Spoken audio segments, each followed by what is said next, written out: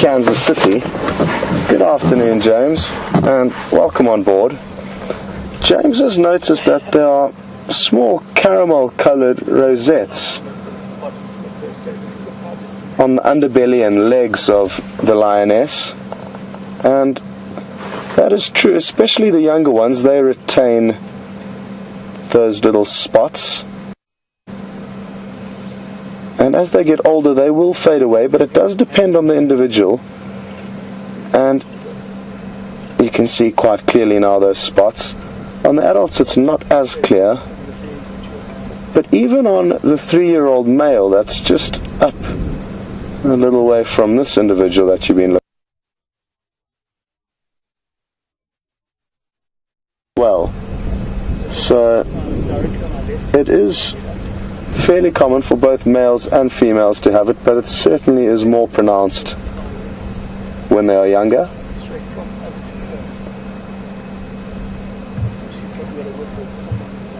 Well observed there, and it will be interesting watching the 2 younger members of this pride grow up and slowly lose those little spots that you can see.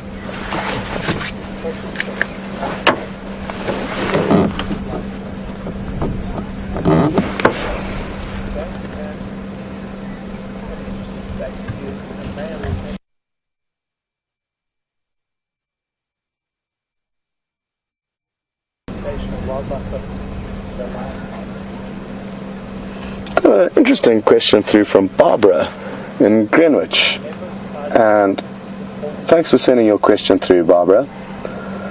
Barbara's noted that her house cat eats twice as much food in winter relative to the summer, and she's wondering if the lion archer have the same problem. Do they also need to eat twice as much?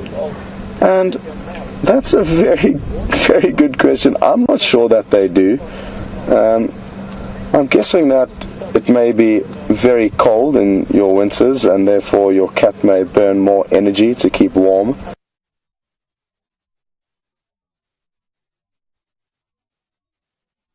The difference is that it's so hot in our summers that lions will expend so much energy keeping cool in summer that it's no different to them trying to keep warm in winter. So I haven't noticed any huge differences. I do know that it becomes easier in ways for lions to hunt in winter because their prey loses condition. Towards the end of winter, the older and weaker herbivores really begin to show signs of weakness because they haven't been getting good nutrition and food, and they've been having to travel long distances in order to get food. Great question though, Barbara. It'll be interesting to hear Mark's thoughts on that.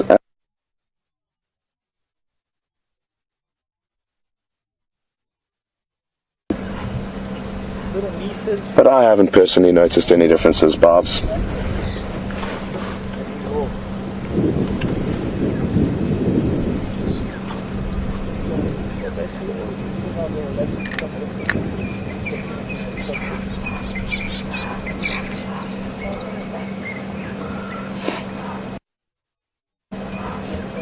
Well, it seems like we may have had a small false alarm here, but like I said, it is the first step in them getting active, a few of them getting up, going to the toilet.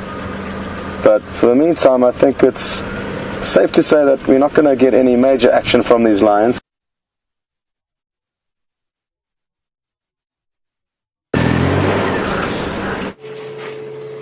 Well, a super surprise and a relief for me. She's still got wet feet, and it was a roundabout route in finding them.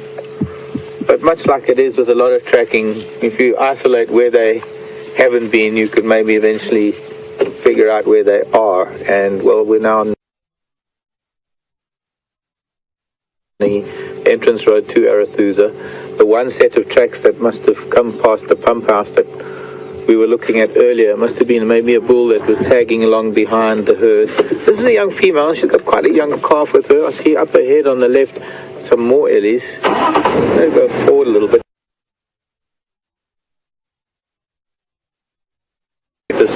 very pale light. Oh, here's this little one. Hello, baby. Hello. Cheeky dog. Hello, little one. You're just too gorgeous. Hello, Mrs. Ellie. There's a little female coming across, probably an older cousin. It's a young female, this little girl that's next to us. Come turn around again, please. Little boys tend to be a little bit more boisterous, playful maybe. She's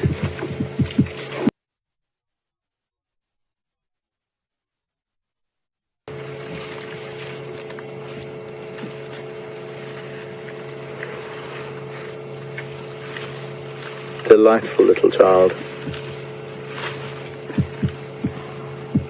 Learning how to twist the grass in her trunk to pull it.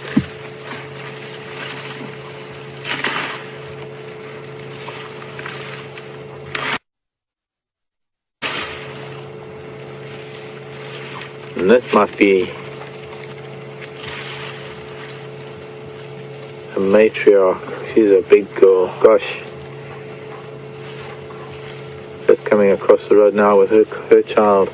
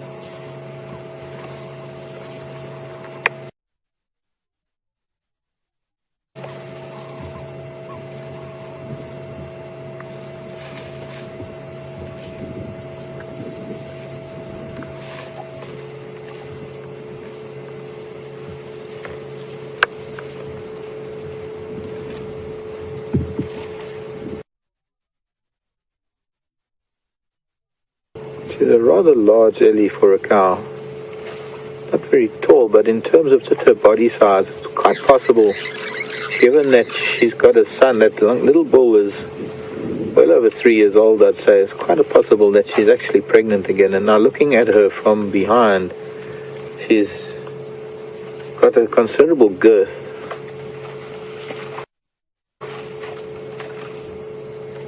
Of course, one never asks a lady if she's pregnant. You know, it's something that's not done.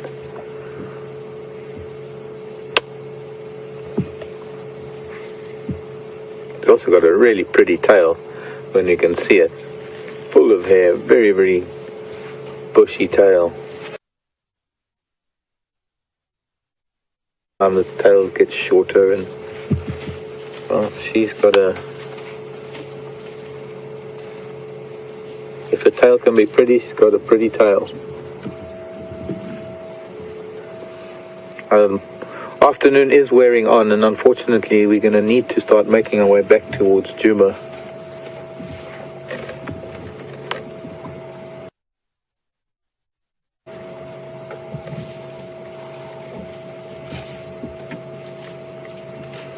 But not before I do this. I just want to do one little thing quickly.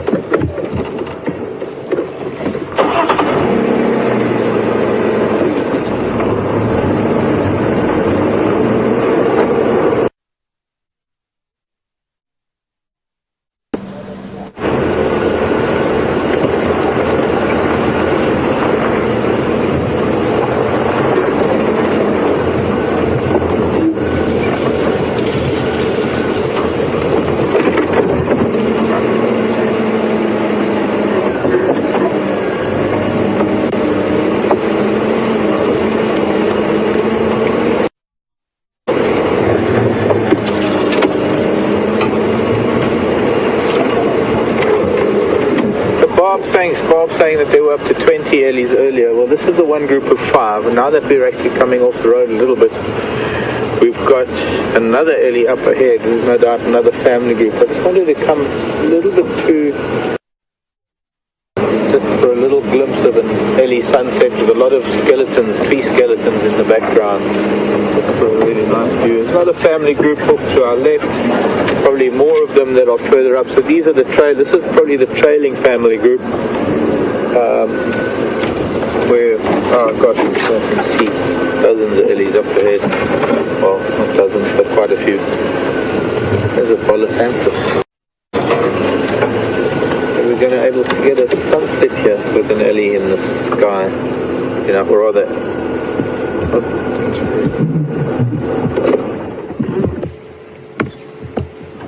an ellie Sunday ellie sunset.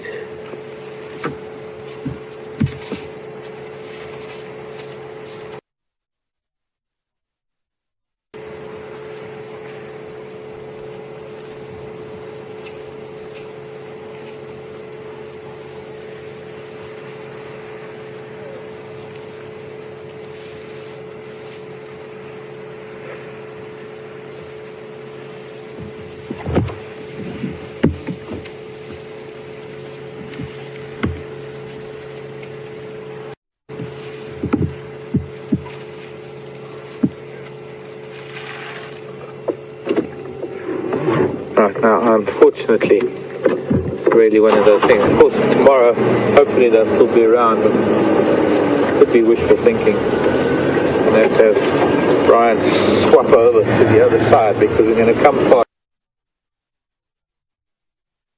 a big gathering of different family groups. We would then consider a big breeding herd, and we're going to go past a lot more of them now as we head up to, there's a little road that's a shortcut up to the airstrip. There's a very beautiful cow on my left. Asymmetrical tusk, but very lovely shape to her tusk.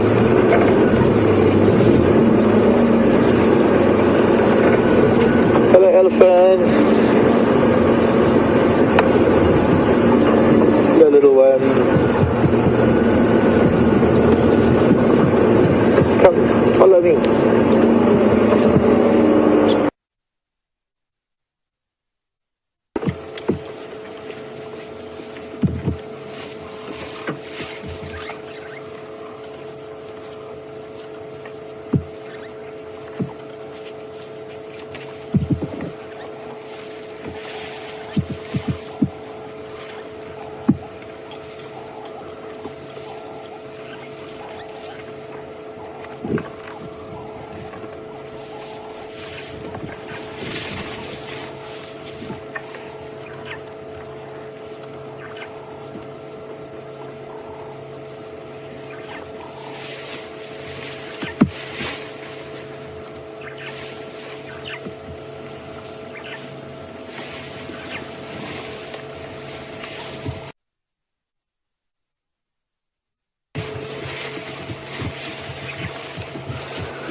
I'm in heaven. I'm in heaven.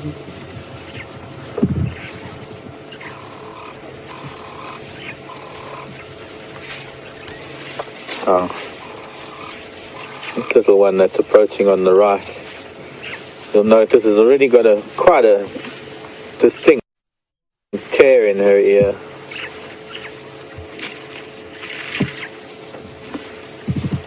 That's going to be there for life. And even yet another family group further up. So this is definitely the herd that's been at the dam. I'm glad we managed to catch up with them. They are heading south, a little bit to the southwest. And depending on what they do to make sure that they're still going to have Arathusa Dam's access tomorrow.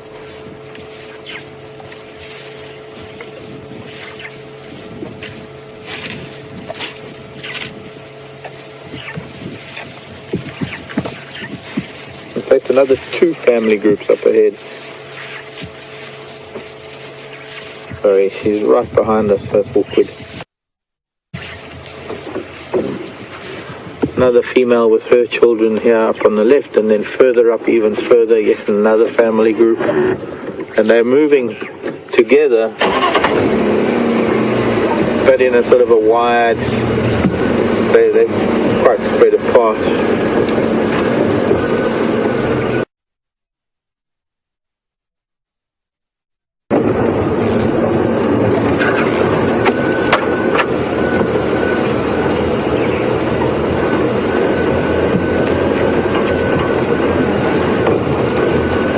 Up ahead also is a young bull. I think that looks like the young bull. That could be the one that was eating on the buffalo thorn, because he's tagging along towards the back. Hello, pretty lady.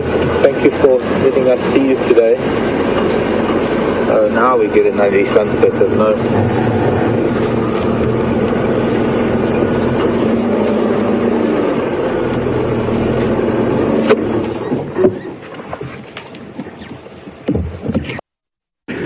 Judy in San Francisco wants to know what elephant hide feels like. Is it soft or rough?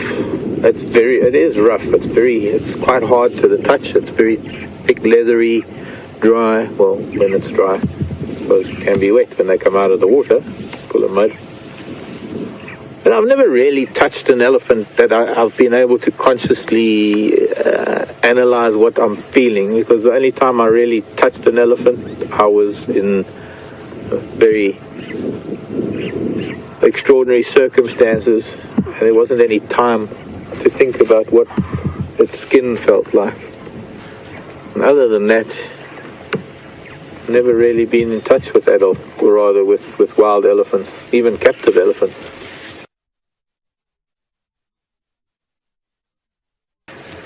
For that matter.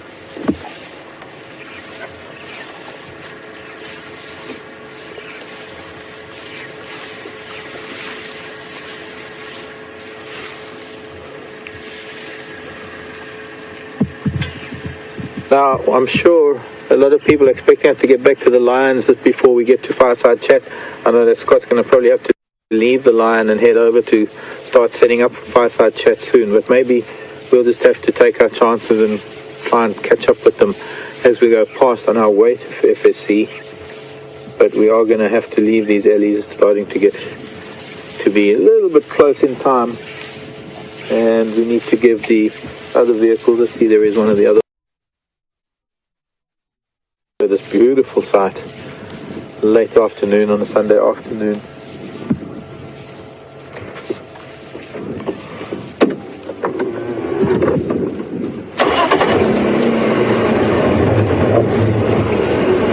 So while I'm extricating myself from a herd of elephants and finding the road, which is just up ahead, we've had a beautiful sighting of them in this little open area, but they're moving off into really thick worry. Here's another family group with this one young, maybe it's just two young bulls that are on the fringes of the herd.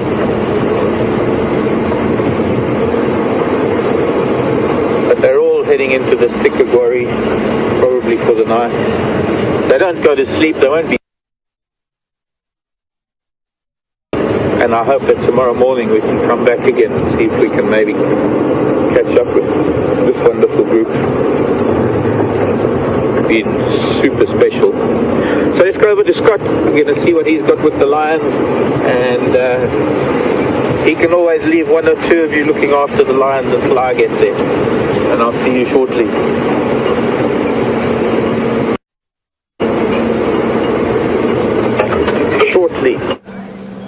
Well, welcome back everyone, and as you can see, the lions are still fast asleep.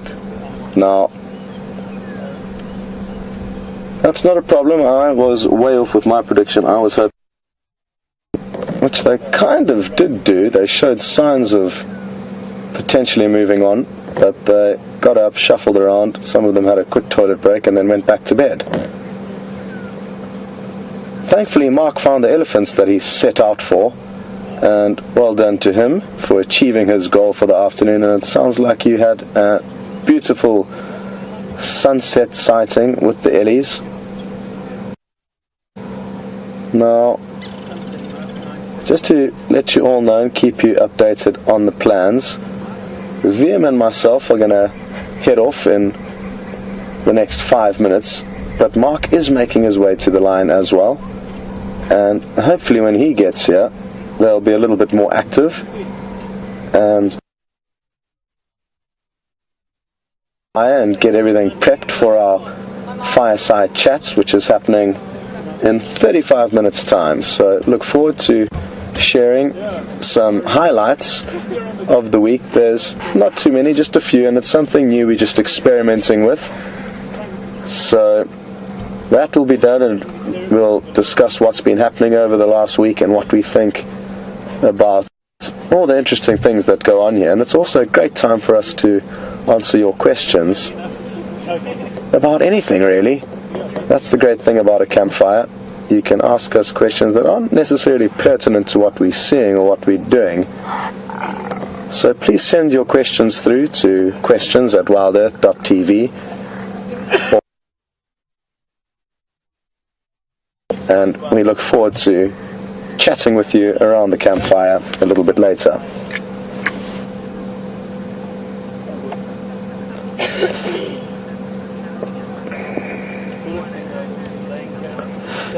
I also forgot to mention that we did head off to the hyena den site, and it again was inactive, so who knows where those adults could be. The cubs are no doubt hiding down in the burrows, but without the adults around they tend to hide away, which is a good thing to do because these lions aren't very far away, and that in itself is good enough reason for those hyena cubs to lie low without the protection and wisdom of their parents.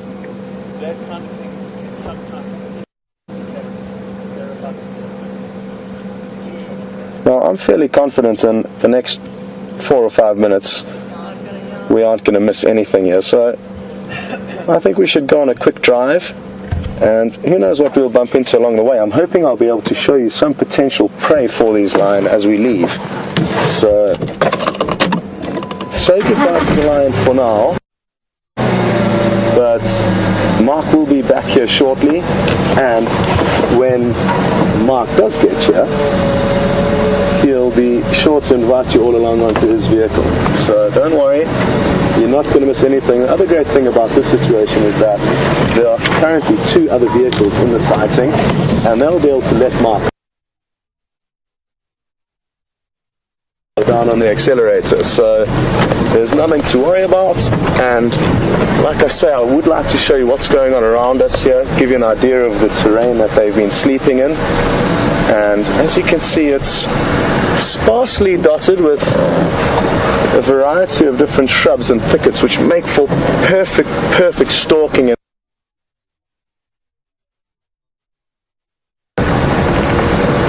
There is food around. I also saw some buffalo nearby. Nikki and I came out at midday to make sure they were still here. I had a funny feeling that they were actually going to have moved off during the daytime. Again, I was wrong, but while we were here at midday, we saw some buffalo in the area. So again, very, very exciting prospects for what could happen.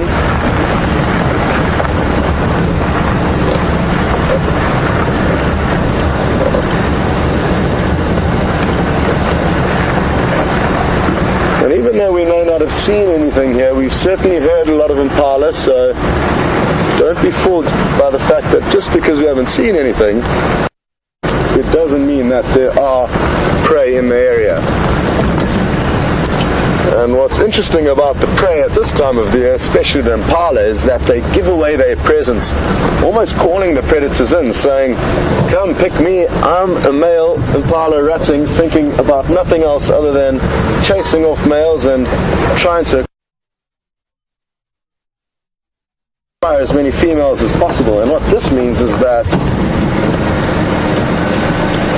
what am I seeing here? I think it just could be a little piece of lichen on a strange, on a strange piece of broken branch. I thought it was a foam nest frog or a grey tree frog.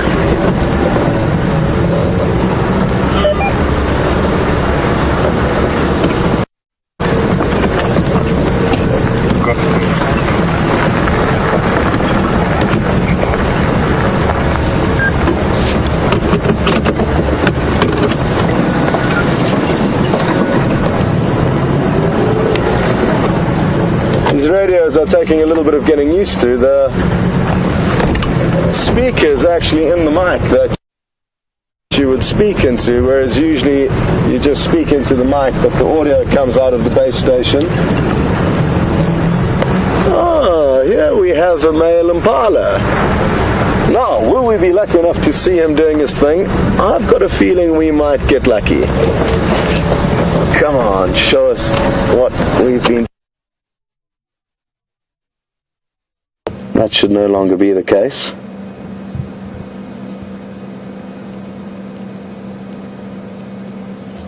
Okay. Here we go. Come on. He's thinking about it.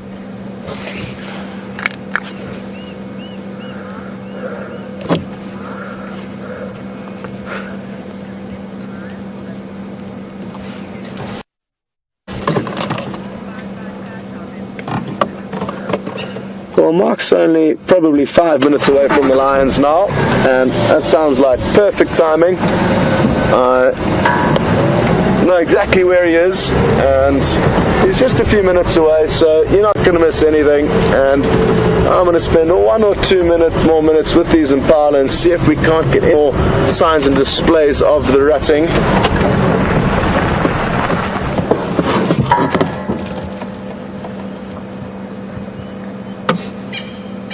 Now, I wonder if he's going to rub his head in these bushes. They've got orbital glands that they will rub quite intensely on bushes, but it's only during the rutting season.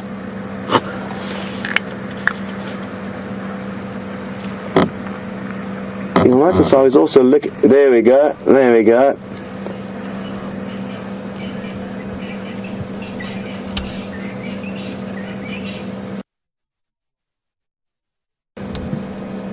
Come on, make your funny noise, please.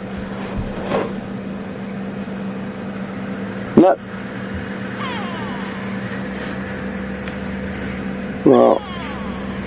Well done to VM for somehow staying on the impala. Anyway, folks, it sounds like Mark is wanting you all back on his vehicle, so VM and I will go and set up the fire and get ready for you there and enjoy the last few moments with Mark and the Nkuhuma Pride. We'll see you later.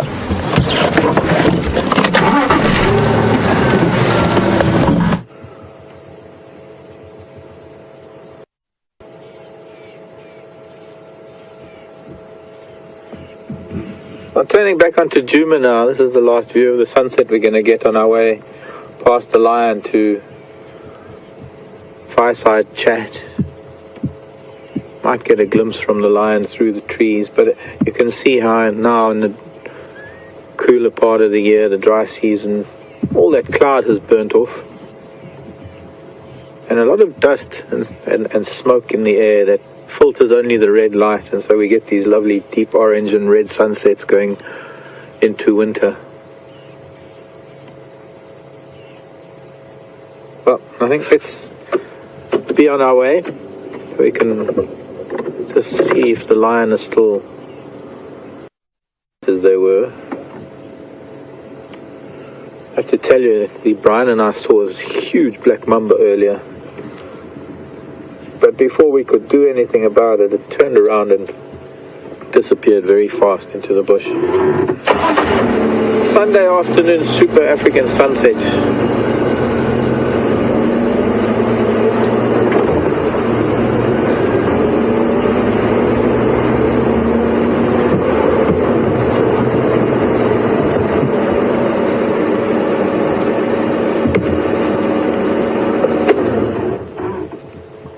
Irresistible.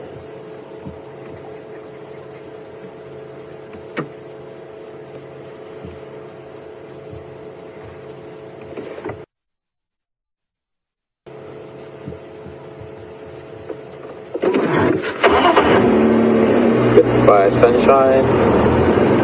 I'll see you tomorrow.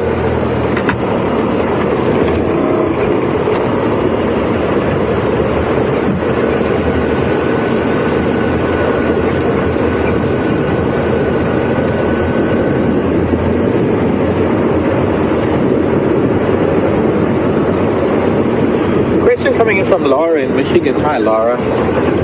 Saying that cancer strikes quite frequently in domestic animals, and how frequent or how prevalent is it in the wild? I'm not too sure what kind of cancer you might be referring to, Laura, whether it's skin cancer or internal cancers.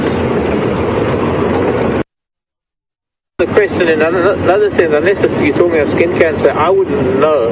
There would be no way of knowing how cancer affects, for me personally. I guess I could speak to Department of Animal Health, who do autopsies sometimes on animals, and veterinary people. But personally, since I don't ever get to see, I can never, animals that die get eaten, and so we don't ever get to see whether any part of their body was riddled with cancer or whether cancer is prevalent. So unfortunately, I can't answer the question because I don't know. I think in some parts of Africa, cheetah are starting to get the effects of skin cancer on their ears because of the levels increasing the way they are. Being a diurnal cat,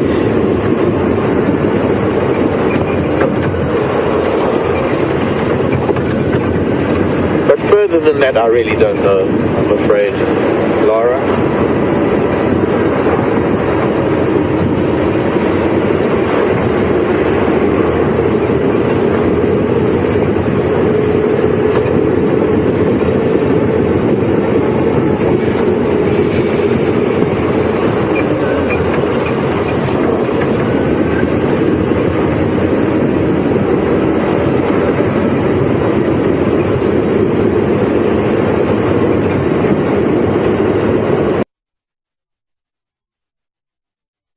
Have I ever encountered an animal with rabies? Do they get aggressive? Yes, they do get aggressive. Have I encountered a rabid animal? I don't think so. I don't believe I have. There was quite a large vaccination exercise a number of years ago, darting most of the predators against rabies. And yes, one of the symptoms of rabies is unparalleled aggression or uncharacteristic aggression.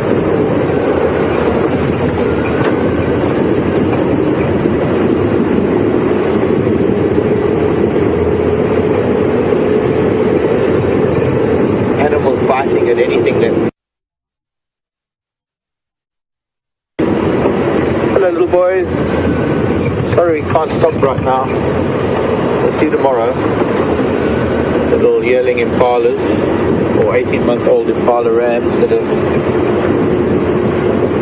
in the bachelor herd for the first time in their lives.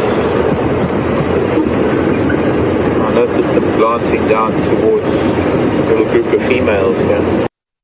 No doubt part of a breeding herd. Oh, that might have escaped. 4 of them. Ah, that's the more.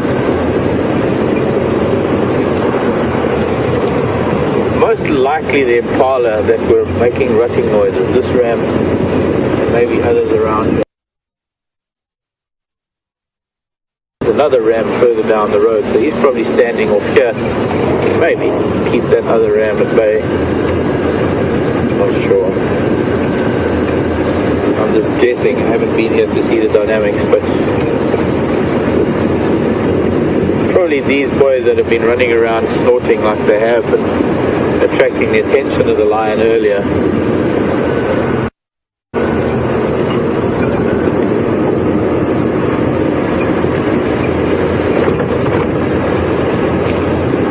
Excuse me, hornbills.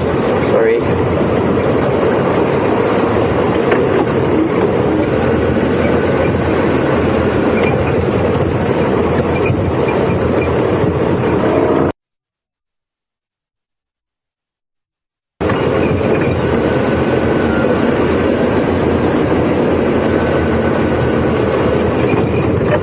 Any station with Ngala?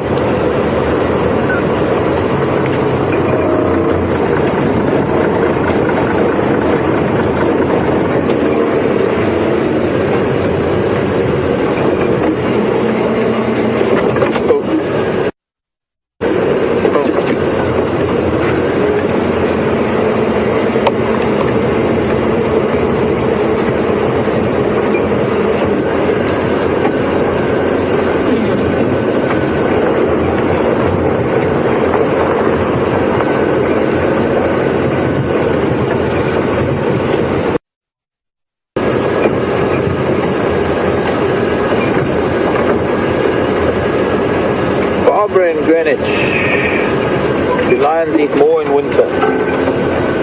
The house cat eats double in winter. I haven't noticed. It's very difficult to calculate in a place where lions catch their own prey. I don't think so, Barbara. You know, they will gorge themselves whether it's summer or winter. The metabolism changes, no doubt, because obviously maintaining body temperature requires more energy in the winter than, I suppose, cooling.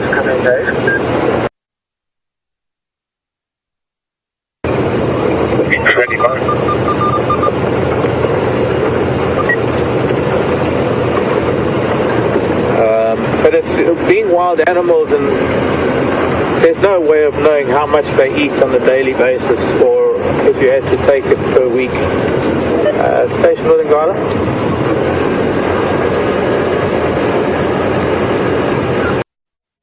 Putting her head in that direction, not really as interested as they were this morning, every time the impala made a noise.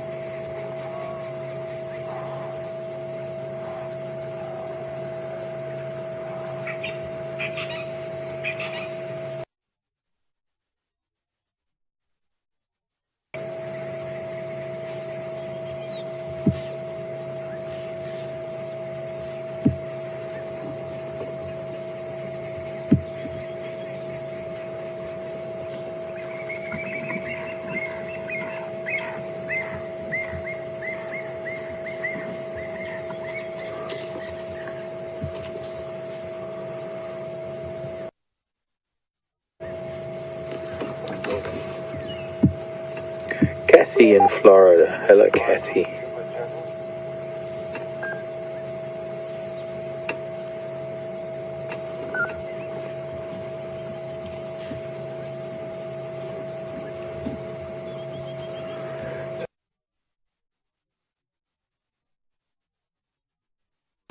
Or could there be a female in charge of the pride?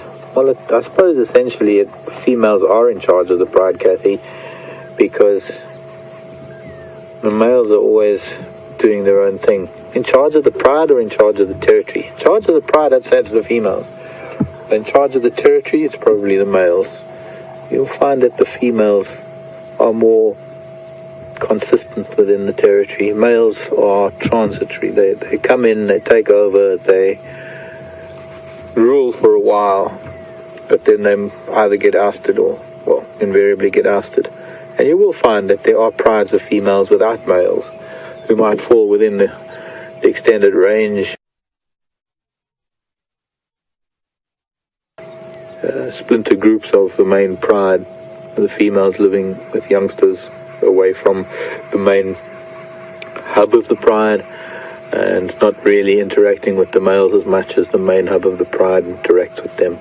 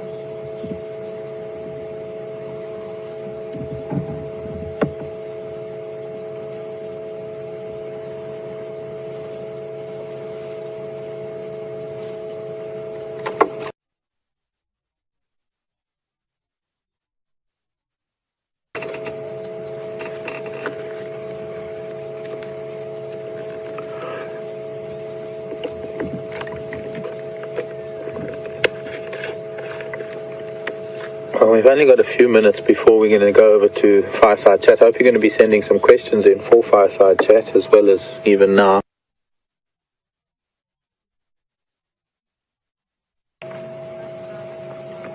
And we'll probably take some questions during our Fireside Chat, towards the end of our Fireside Chat. So if there's anything not necessarily lion related, if there's anything else you want to ask about, feel free to send those through, and we'll set them aside for the end of Fireside Chat.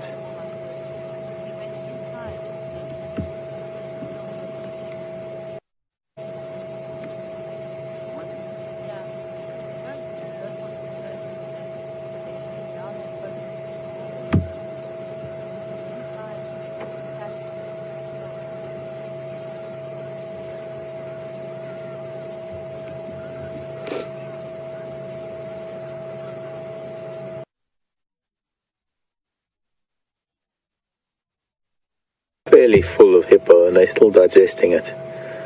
After feeding for 3 days, they can quite easily spend 3 days digesting, and I'm hoping that tonight they don't go too far, because it's all very well in the last 2 nights they haven't traveled very much. Last night they did a couple of loops by the looks of things. They're not too far from where they were yesterday on Philemon's Dip. But in a straight line, it's a lot shorter distance to the amount of ground that they covered walking last night. And it would be interesting to see what's going to happen. I hope they're going to join us again tomorrow here at Djuma and see where they take us tomorrow. See if we pick up their tracks. Of course, we'll be depending on our zoomies at Djuma Waterhold to tell us if anything transpires overnight there are any signs of them coming down to the dam at night with the infrared.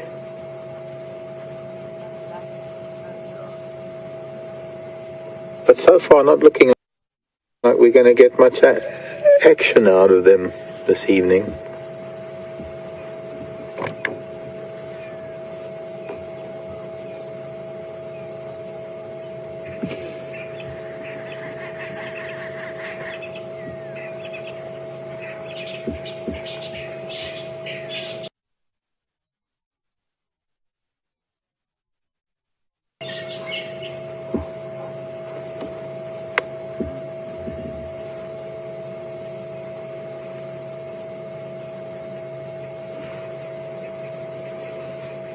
Hello, Kim. I think it was Kim in Kansas City, Missouri, asking about matriarchs. Kim saying she knows elephants have matriarchs. Do lions also have matriarchs, and how is it determined? I guess you could say the alpha female would be a matriarch, and it's not really something that is determined in a physical manner. It's just something that is a natural process. The oldest lioness, the one who's had most of the cubs.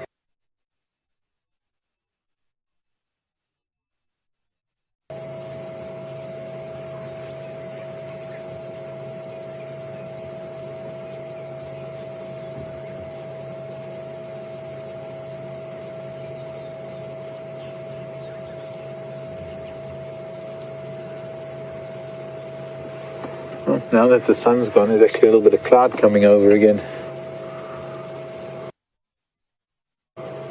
And a bit of a breeze picking up. She's also just a yawn, but combination of yawning, stretching and sniffing the breeze. Another lioness lifting her head from sleeping, also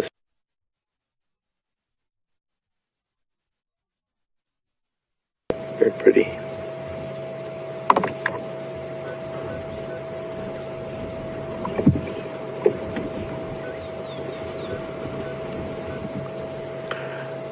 Karen on Twitter, Karen or Karen on Twitter, sending a tweet. Thank you for your tweet, Karen.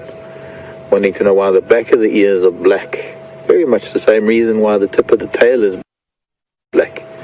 Because they need to communicate using a language that is not vocal language.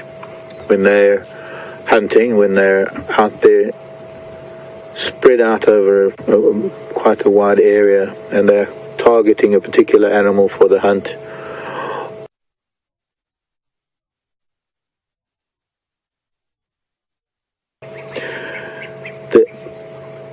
the body language of cats has a whole vocabulary regarding the position of the ears and the movement of the tail, whether it's an aggressive series of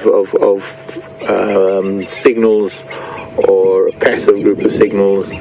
The positioning of the ears is probably one of the most important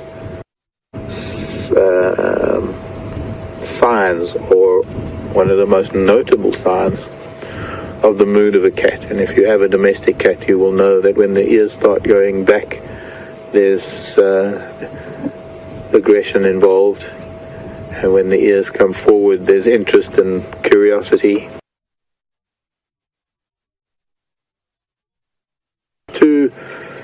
Helps to highlight the positioning of the ears against the background of the grass or against the background of the coat of the cat, so that other cats can read the mood, as well as, I suppose, for those of us who might bump into cats on foot, we can tell when they're really getting angry at us. When those ears go flat and they're showing the back of their ears, they're showing us the black from the front, and their tail switches from side to side, you know, it's time to start backing off. So it's all about body language. And having said that, it's time for you to watch a little bit of different body language. Sitting around a fire, we're going to need to move off slowly and make our way around onto quarantine so that we can meet up with Scott.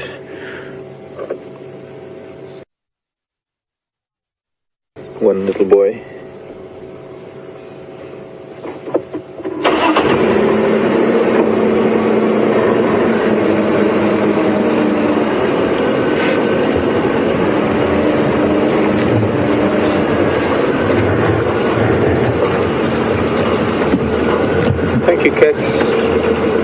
dreams, happy hunting.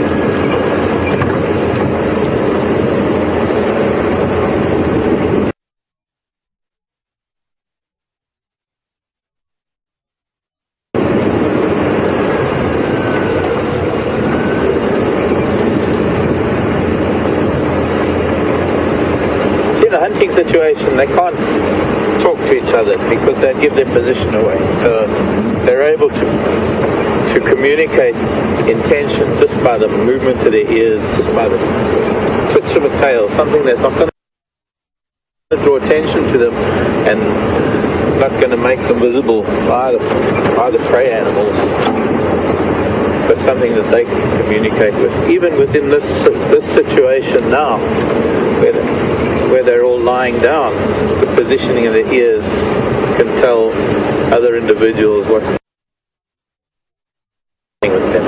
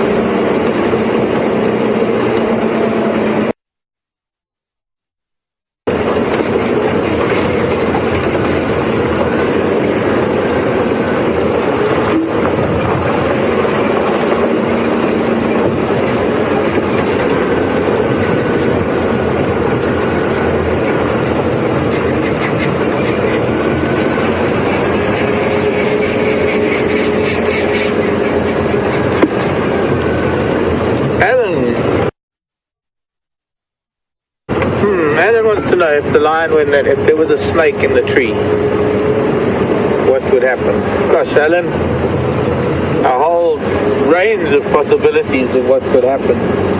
Pretty much, if the snake was in the tree, it probably wouldn't really bother much with the lion, depending on what the lion would do.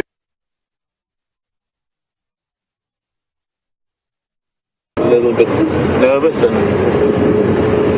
it depends on what snake it is. I think in some cases, if it was on the ground, the young lion might try and catch it. I think if it was a cobra, they would leave it. I think they know very well what snake is what. It's a very difficult question to answer because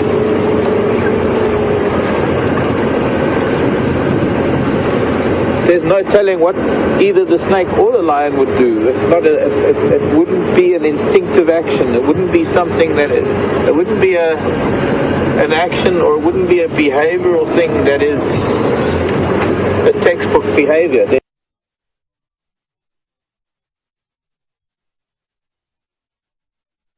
The lion might not even know that there is a snake in the tree. The snake might just ignore the lion completely because it's got a completely different life to lead. The snake's not going to bother with the lion. It's not going to do anything to them unless they try and catch it and try and tap it on the head or do something to it, in which case the snake's likely to defend itself. And thanks for the question, Alan. I just don't know how to answer it because there isn't really an answer. It's one of those things also that we would have to be in those circumstances. We would have to be sitting with lion and that 100 times over and have 100 different results.